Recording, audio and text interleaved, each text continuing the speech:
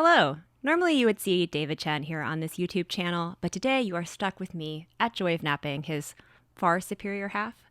I know that you already know how to like and subscribe and whatnot to a YouTube channel, so I'm going to skip all that stuff and jump into what we wanted to chat about today, which is how to form a real COVID bubble. As a group, we have a very small COVID bubble of myself, my husband David Chen, and our neighbor Carter. With the holidays approaching and people thinking about how to get through the winter, I started seeing other people talk about their own COVID bubbles.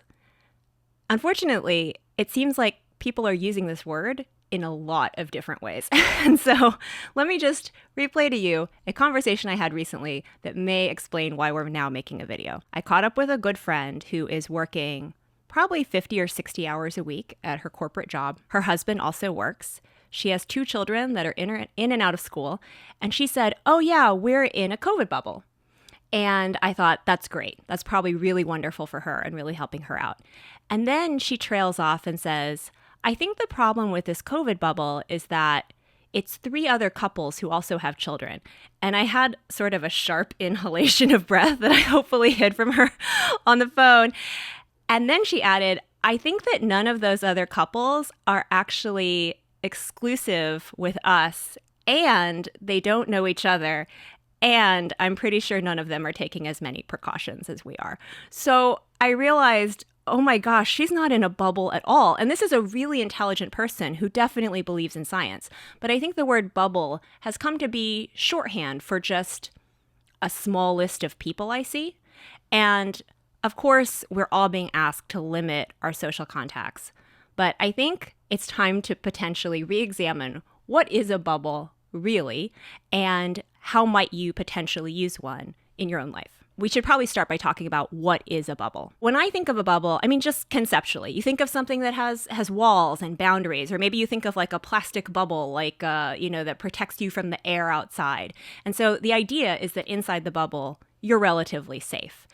In order for that to be true, the walls have to be made of something. And what the walls are made of in our sense is it's made of rules. So to me, a bubble is a very small group of people in the COVID era with whom you are mutually exclusive. So there's no like, I'm in a bubble with this other couple, but then they're in a bubble with 2 other couples, and then each of those people are in a bubble with 3 other people, because at that point, we pretty much have replicated a potentially exponential growth path for the virus. And the entire function of all of this is to try to decrease the blast radius of what is a very, very virulent virus. And, early on, we talked a lot about the R naught, the reproductive number. We're trying to get the reproductive number down through our decisions. So it needs to be mutually exclusive, and there need to be an agreed upon set of rules. If this is something that might be appealing to you, it's definitely not easy, but I do want to lay out the basic steps that we took to create the bubble.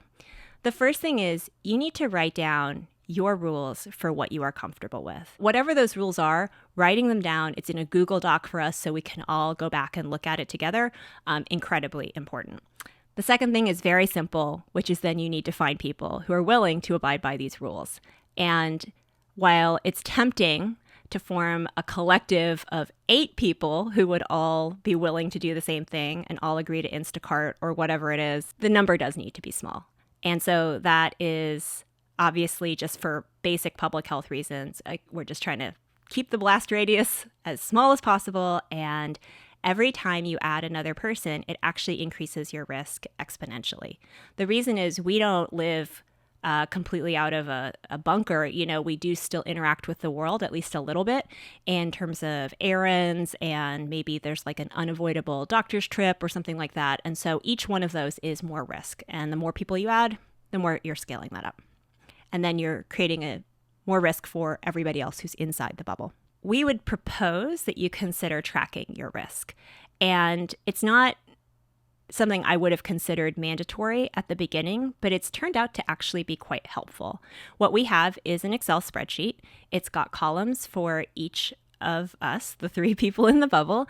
And, the the dates down one side, and we write in every time we take any action that exposes us to any risk whatsoever. So if I go see a friend and we take a walk outside for 30 minutes, socially distanced with masks, I write that down. Anything that's not what we would consider basically zero risk. I would have considered this maybe like not incredibly important because I would have thought, well, we're all following the rules. The rules are pretty firm.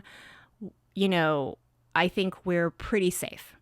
However, in addition to being able to track, like if anyone does get sick, like maybe how we got it, so a little bit of a contact tracing idea, what I think is really interesting is it's made me aware of how much risk I do take. So even with these firm rules, there's still like, oh, that one store I'm going to dash into, and that's not such a big deal.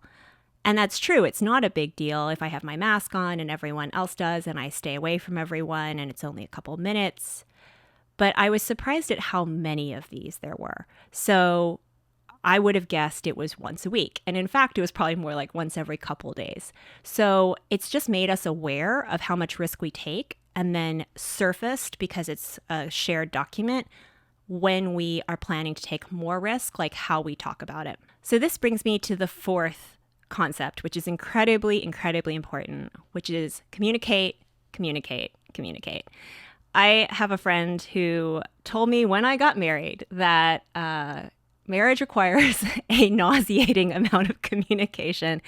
And I think in a close family relationship, which is effectively what this is, it's basically a living arrangement, even if you're not technically roommates, the amount of communication required is extraordinary.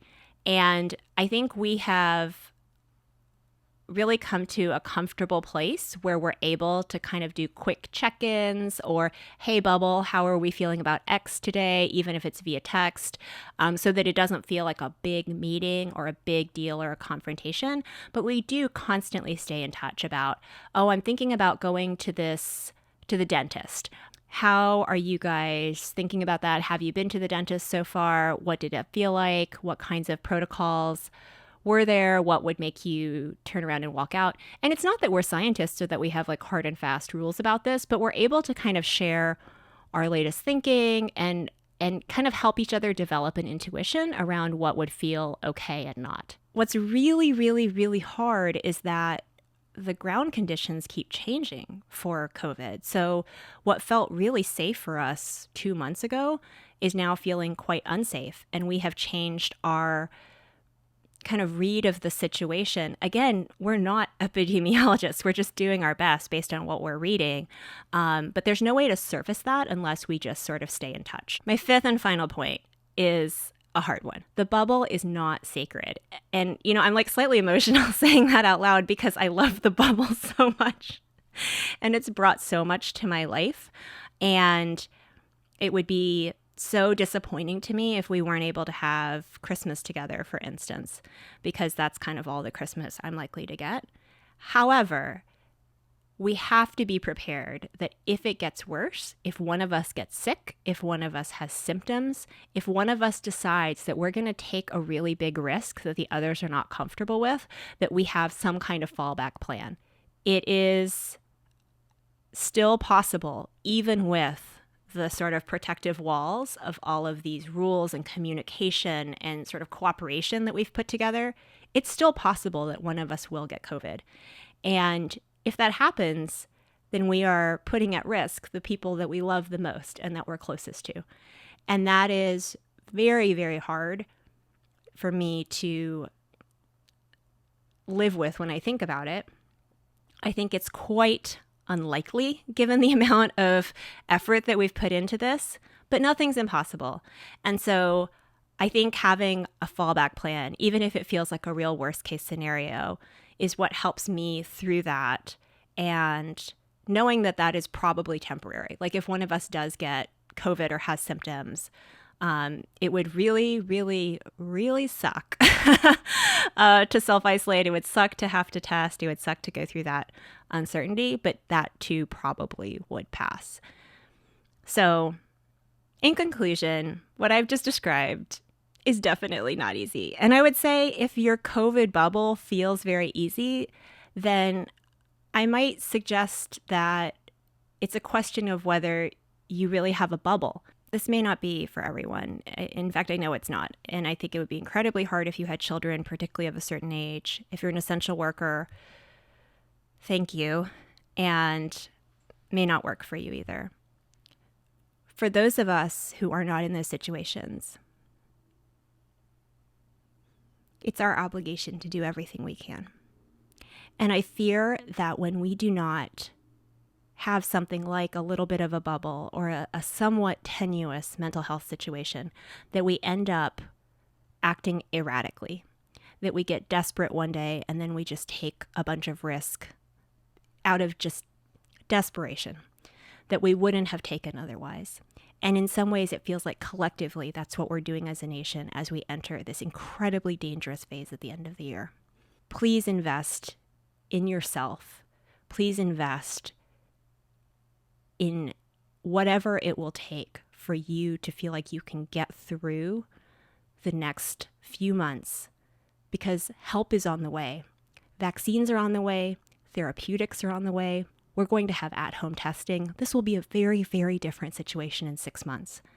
But I think we also owe it to those frontline workers, to the people with children who don't have as many choices and flexibility, to do everything that we can to hold this thing at bay for as long as we can. So thank you so much. Please be well out there. Take care. Hey everyone, David Chen here. Thanks so much for watching this video. It is a different video than the ones we usually put on my YouTube channel, but I hope you will find it valuable. Thanks to @JoyOfNapping for putting this video together. I thought she did an awesome job. Please be kind in the comments. Feel free to leave an encouragement or a note for her. I will make sure it gets to her. If you're interested in the Google Doc or the Google Sheet that we talked about in the video, I will link to them in the description. It is what has worked for us for forming our quarantine pod or COVID bubble or whatever. It might not work for everyone. It's just a tool that you can consider using. It may or may not be useful to you. Finally, I want to also thank all the patrons who make my YouTube channel and my podcast Culturally Relevant possible. Thanks so much to all the patrons at patreon.com/Dave Chen. Y'all are awesome, and I really appreciate what you do. All right, that's going to do it for us today. Have a happy holiday. Have a happy Thanksgiving. Be safe. Try not to travel if you at all can avoid it. And thanks for watching.